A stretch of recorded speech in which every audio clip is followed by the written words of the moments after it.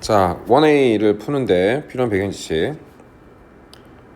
Q는 델타 U 플러스 W. 이거 연력학체 1법칙이라고 부르죠. Q는 열인데 그냥 열이라고만 쓰면 안 됩니다. 얘가 부호가 중요한데 부호는 이것이 이동하는 방향에 관한 이야기예요. 그래서 열을 흡수하면은 얘는 플러스 처리를 하고 열이 방출되면은 마이너스 처리를 해요. 그래서 이거 기체가 흡수한 열입니다. 기체 입장에서 흡수한 열이 해당되고요.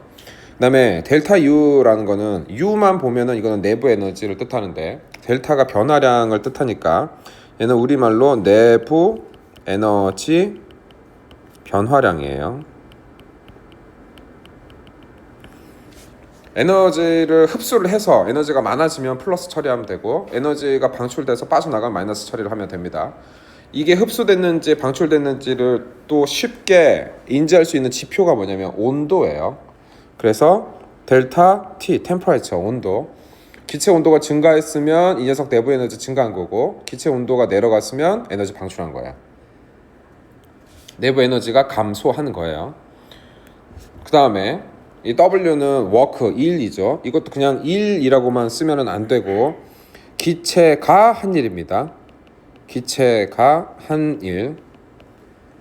사실 정확한 표현은 이 워크는 인테그랄 PdV라고 이제 적분인데 이거를 물원 수준에서 쉽게 설명을 하면은 P 델타 V라고 표현을 해요. 압력 곱하기 부피 변화라고. 근데 이 연산은 사실은 압력이 일정할 때만 쓰는 거라서 이제 적분 표현이 적절한데 지금 물 원을 할 때는 P 델타 V라고 기억해도 뭐 크게 문제가 안 됩니다. 얘가 어떤 내용을 정해주냐면은 이 델타 V에서 V가 볼륨 부피인데 부피가 증가했으면 플러스고 부피가 줄어들었으면 마이너스예요. 압력은 마이너스가 되는 경우는 없습니다. 입자가 한 개라도 있으면 무조건 기체는 벽에 부딪히고 압력을 만들어내요. 그래서 부피가 증가하면은 워크가 플러스, 기체가 일을 했다라고 표현하고요. 부피가 줄어들면 워크는 마이너스, 기체가 일을 받았다라고 표현을 해요. 연력과 1법칙 요거 기본이고요. 그 다음 이상기체 방정식이라고 하는데 전체를 다 쓰자면은 PV는 nRT 이렇게 생긴 거예요. 근데 물 원을 하는 동안에는 이렇게만 알고 있어도 충분해요. P, V 비례해 템퍼레처. P는 프레셔 압력, V는 볼륨 부피, T는 템퍼레처 온도예요. 이 세 가지가 비례 반비례 관계에 관한 이야기를 해주는 거예요.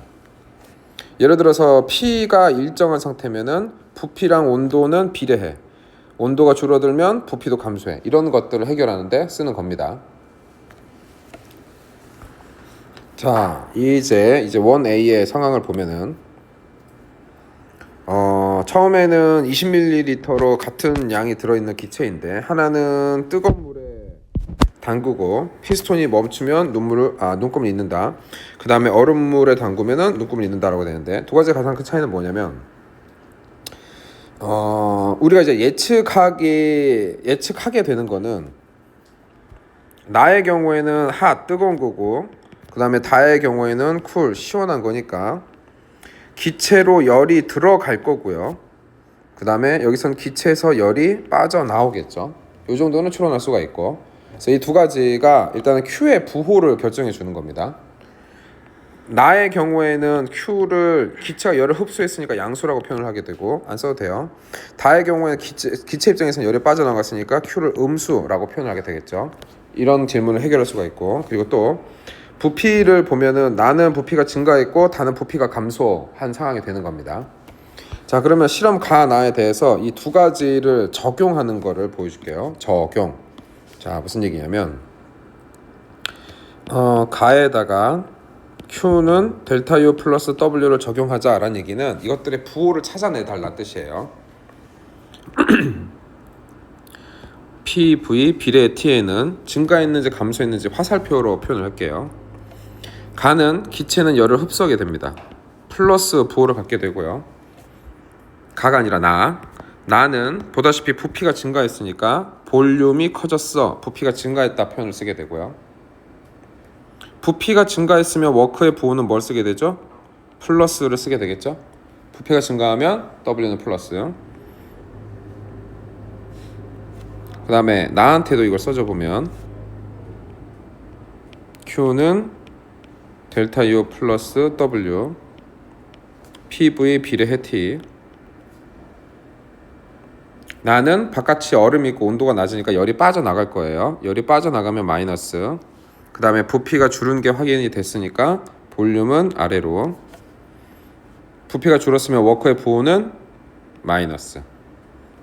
그래서 지금 하는 행위, 연력학적 1법칙의 부호를 찾아본다. 그 다음에 P분 NRT라는 이상기체 방정식의 업다운을 확인한다. 이런 행위를 하는 게 연력학 문제 많은 부분을 차지합니다. 이 행위를 자꾸 할 줄 아셔야 돼요. 자, 그 다음에 배응 지식을 하나 더 배우자면은 이런 실험은 등압 과정이라고 불러요. 등압 과정, 압력이 일정한 과정.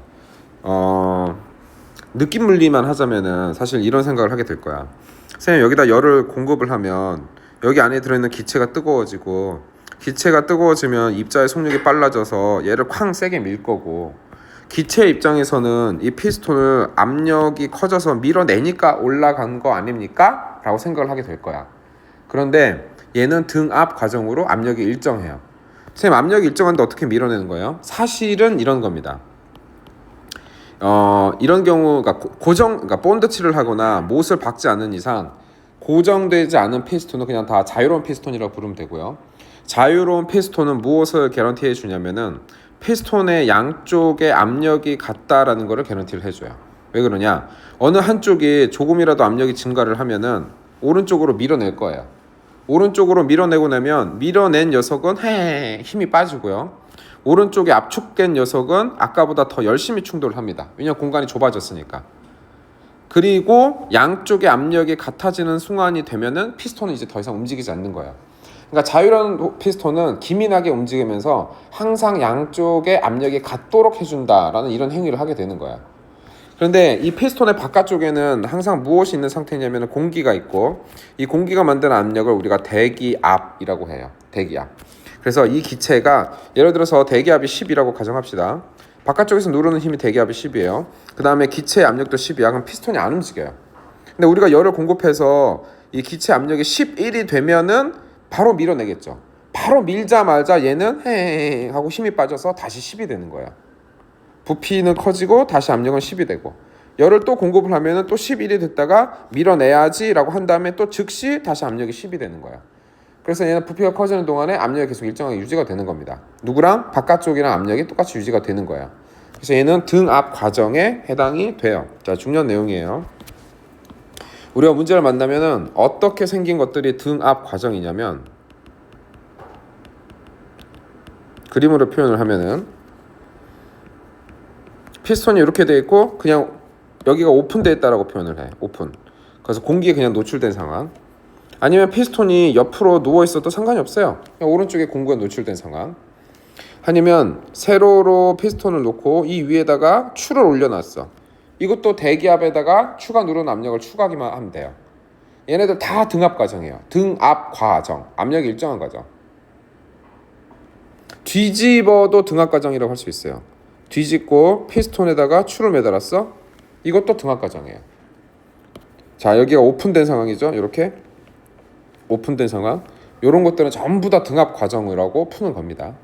자, 등압 과정이라는 설명을 해줬으니까 이제 뭐가 더 정확해지냐면은 이 중에서 조사하지 않은 것들을 더 자세히 조사할 수가 있어요. 등압 과정.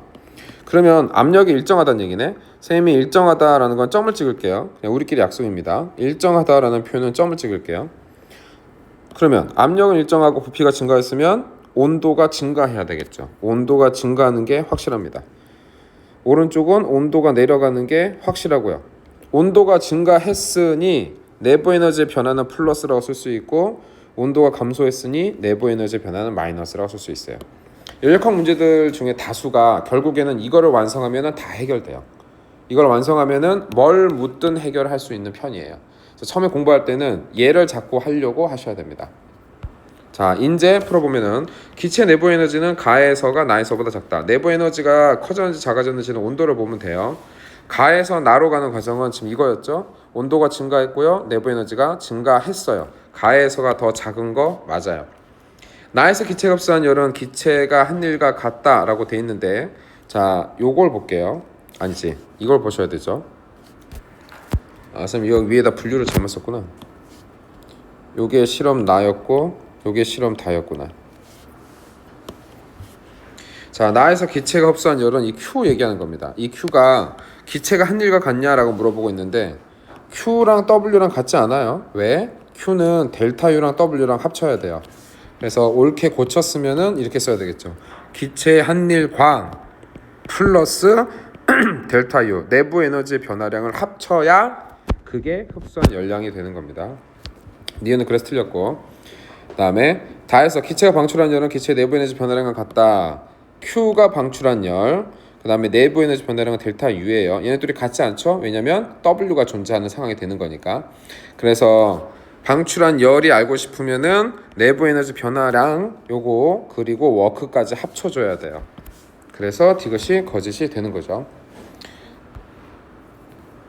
선생님이 그 같은 이론이 반복적으로 필요한 경우에는 내가 이론은 이만큼 다시 디테일하게 하지 않고 다음번에 또 이것을 사용할 때가 되면 자 1법칙 쓰면 이거지, 그 다음에 이상기체 방정식 쓰면은 이거지, 그리고 바로 적용할게 라고 이렇게 넘어갈 겁니다. 중복되는 이론들은. 여러분들 숙제로 집에 가서 이론 영상 다시 보고 퀴즈 준비하세요. 꼭. 알겠지? 오늘 최대한 문제를 많이 푸는데 집중할 테니까.